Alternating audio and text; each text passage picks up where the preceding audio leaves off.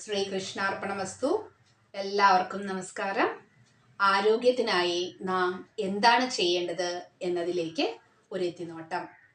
നാം രാവിലെ എഴുന്നേറ്റാൽ ഉടൻ തന്നെ കിടക്കയിൽ ഇരുന്നു കൊണ്ട് കരാഗ്രേ कराग्रे वसते लक्ष्मी करमध्ये सरस्वती करमूले सिता गौरी प्रभाते करदर्शനം. ഈ ശ്ലോകം 3 തവണ ചൊല്ലിയതിനു ശേഷം കൈകൊണ്ട് ഭൂമിയെ സ്പർശിക്കുന്നു. ബയോസ്റ്റാറ്റിക് ഇലക്ട്രിസിറ്റി എർത്ത് ചെയ്യപ്പെടാനാണ് നാം ഇതിലൂടെ ശ്രമിക്കുന്നത്. ഒരു പരിധി വരെ ഹാർട്ട് അറ്റാക്ക് കുറയ്ക്കാൻ ഇത് സാധ്യമാകും. അതിനുശേഷം കുളി കഴിഞ്ഞ് 4 തുളസിയില കഴിക്കണം. വാത കഫ പിത്ത നിർമ്മിതമാണല്ലോ നമ്മുടെ ശരീരം. ഇതിൽ കഫത്തിനെ ബാലൻസ് ചെയ്ത് നമ്മുടെ ഇമ്മ്യൂണിറ്റി വർദ്ധിപ്പിക്കാൻ തുളസിയിലേക്ക് കഴിയുന്നു എന്നുള്ളതാണ്. അടുത്തത് 4 കൂവളത്തില കഴിക്കണം. ബ്ലഡ് പ്രഷർ കുറയ്ക്കാൻ വളരെ ഉത്തമമാണ്. കാമ ക്രോധ മത മാത്സര്യം എന്ന 4 കലിയുഗ രാക്ഷസരിൽ ക്രോധം എന്ന വികാരത്തെ നമുക്ക് ഇതിലൂടെ കുറയ്ക്കാൻ സാധിക്കും. അടുത്തത് സൂര്യ നമസ്കാരമാണ്. 12 യോഗാസനമാണ് ഒരു സൂര്യ നമസ്കാരത്തിലുള്ളത്. സർവനാഡികളെയും ഉത്തേജിപ്പിക്കാൻ നമുക്ക് ഇതിലൂടെ കഴിയുന്നു. അടുത്തത് ഒരു മനുഷ്യൻ ശരാശരി 1/2 കിലോമീറ്ററെങ്കിലും നടക്കണമെന്നുള്ളതാണ്. അതിനുവേണ്ടിയാണ് നാം അമ്പലത്തിലേക്ക് നടന്നു പോവണമെന്ന് നിഷ്കർഷിച്ചിരിക്കുന്നത്.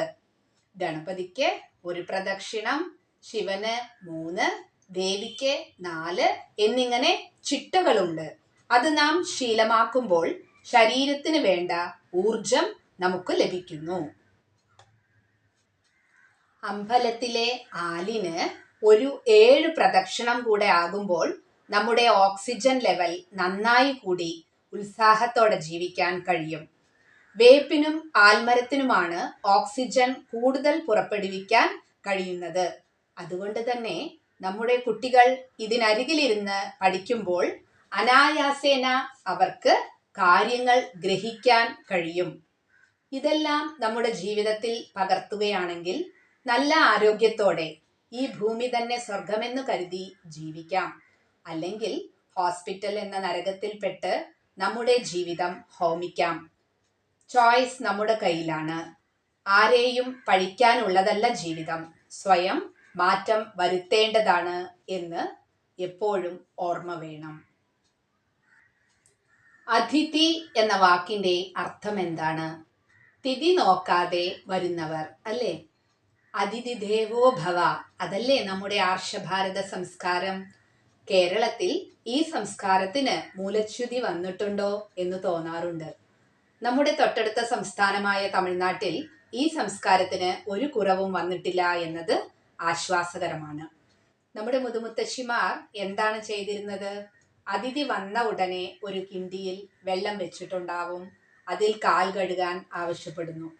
കാൽ ശുദ്ധമാവുന്നതിനു പുറമെ കാലിൽ വെള്ളം വീഴുമ്പോൾ ദേഹത്തിന്റെ ചൂട് ഒന്ന് കുറയുന്നു. ശാന്തമായി സംസാരിക്കാൻ അവർക്ക് കഴിയുന്നു എന്നുള്ളതാണ്. എല്ലാ മര്യാദയോടും അവരെ ഇരുത്തണം. കുടിക്കുവാൻ വെള്ളവും കൊടുക്കണം. ഇത്രയും ആയാൽ തന്നെ പ്രാഥമിക മര്യാദകൾ നാം ചെയ്തു കഴിഞ്ഞു എന്ന് പറയാം. അവർക്ക് വേണ്ട ഭക്ഷണം കൂടി വിളമ്പുമ്പോൾ അവരുടെ വയറ് നിറയുന്നതിനോടൊപ്പം നമ്മുടെ മനസ്സും നിറയുന്നു. ഇപ്പോൾ ജാതകം നോക്കുമ്പോൾ ഭക്ഷണം ദാനം ചെയ്യുന്നത് നല്ലതാണ് എന്ന് നിർദ്ദേശിക്കുമ്പോൾ എനിക്ക് തോന്നാറുണ്ട്, നമ്മുടെ പൂർവികർ വളരെ ഭംഗിയായി ഇത് ചെയ്തിരുന്നു. ഇത്തരം കർമ്മദോഷങ്ങൾ അവർക്ക് ഉണ്ടാവുന്നില്ല. നമ്മുടെ സംസ്കാരം നാം മറക്കുമ്പോഴാണ് അനർത്ഥങ്ങൾ ഉണ്ടാവുന്നത് എന്ന് തോന്നിപ്പോവാറുണ്ട്. ശനി ഭഗവാന്റെ വാഹനം എന്താണ്? കാക്കയാണല്ലേ. കാക്കയ്ക്ക് മാത്രമാണ് 2 ആത്മാവിനെ ഉൾക്കൊള്ളാൻ കഴിയുന്നത്. അതുകൊണ്ടായിരിക്കണം പിതൃപൂജയ്ക്ക് കാക്കയ്ക്ക് ഭക്ഷണം കൊടുക്കുന്നത്. നമ്മുടെ പൂർവികർ നിത്യേന അവർ ആഹാരം കഴിക്കുന്നതിന് മുൻപ് കാക്കയ്ക്ക് കൊടുത്തിരുന്നു. അവർ അറിയാതെ തന്നെ ശനിദോഷ പരിഹാരം ചെയ്തിരിക്കുന്നു. ഇപ്പോൾ നാട്ടിലൊക്കെ പറയുന്നത് കേൾക്കാറുണ്ട്, കാക്കകൾ വരുന്നില്ലെന്ന്. നാം ആഗ്രഹിച്ചാൽ പ്രപഞ്ചം അനുകൂലമാവുമെന്ന് എൻ്റെ അനുഭവത്തിൽ നിന്ന് പറയാൻ കഴിയും. 4 വർഷങ്ങൾക്ക് മുൻപാണ് എനിക്ക് കാക്കകൾക്ക് ഭക്ഷണം കൊടുത്തിട്ട് കഴിക്കുക എന്ന ആശയം മനസ്സിൽ വരുന്നത്. കാക്കയ്ക്ക് ഭക്ഷണം കൊടുത്തതിനു ശേഷം മാത്രമേ അമ്മ ഞങ്ങൾക്ക് ഭക്ഷണം തന്നിരുന്നുള്ളൂ. എനിക്കും അത് തുടരണമെന്ന് തോന്നി. ധാരാളം കാക്കകൾ വരുന്നുണ്ട്. വളരെ സന്തോഷം തോന്നാറുണ്ട്. നോർത്ത് ഇന്ത്യൻ കാക്കകൾ എന്നാണ് ഞങ്ങൾ വിളിക്കാറ്. കാരണം ഇഡ്ഡലിയും ദോശയും ഒന്നും അത്ര ഇഷ്ടമല്ല. ചപ്പാത്തിയും പൂരിയും ആണെങ്കിൽ കുശാലായി 10 എണ്ണമെങ്കിലും മിനിമം വരും. കാലം എത്ര മാറിയാലും പൂർവികരുടെ അനുഷ്ഠാനങ്ങൾ ഒട്ടും ചോരാതെ അപ്ഡേറ്റ് ആവണമെന്ന സങ്കല്പം നമുക്ക് വയ്ക്കാം. ഇനി ജ്യോതിഷത്തിലേക്ക്. ശനി കർമ്മദോഷത്തിലൂടെയാണ് നമ്മുടെ സഞ്ചാരം. ഏതെല്ലാമാണ് ശനി കർമ്മദോഷങ്ങൾ പേരുന്ന നക്ഷത്രങ്ങൾ? ചോതി, അവിട്ടം, പുണർദം എന്നിവയാണല്ലേ. പുണർദം 3 പാദങ്ങൾ മിഥുന രാശിയിലും 4-ാം പാദം മാത്രമാണ് കർക്കിടക രാശിയിലും വരുന്നത്. അപ്പൊ ആ രാശിക്കുള്ള ഗുണങ്ങൾ അവരുടെ സ്വഭാവത്തിലും ഉണ്ടാവുമെന്നുള്ളതാണ്. അടുത്തത് അവിട്ടം നക്ഷത്രമാണ്. ശിവഭഗവാന്റെ കയ്യിലുള്ള ധമരുവാണ് അവിട്ടം നക്ഷത്രത്തിന്റെ ചിഹ്നം. സംഗീതം ഇവർക്ക് ഇഷ്ടമായിരിക്കും. ചൊവ്വയുടെ സ്വന്തം നക്ഷത്രമായതുകൊണ്ട് ധൈര്യമുണ്ടാവും. 2 പാദങ്ങളും മകരത്തിൽ, 1-2 പാദങ്ങൾ മകരത്തിലും 3-4 പാദങ്ങൾ കുംഭത്തിലും ആയിരിക്കും. 3-4 പാദങ്ങൾ കുംഭത്തിലായതുകൊണ്ട് കാലപുരുഷന്റെ 11-ാം രാശി ആയതുകൊണ്ടും ഭാഗ്യം ഇവരെ തേടി വരും എന്നുള്ളതാണ്.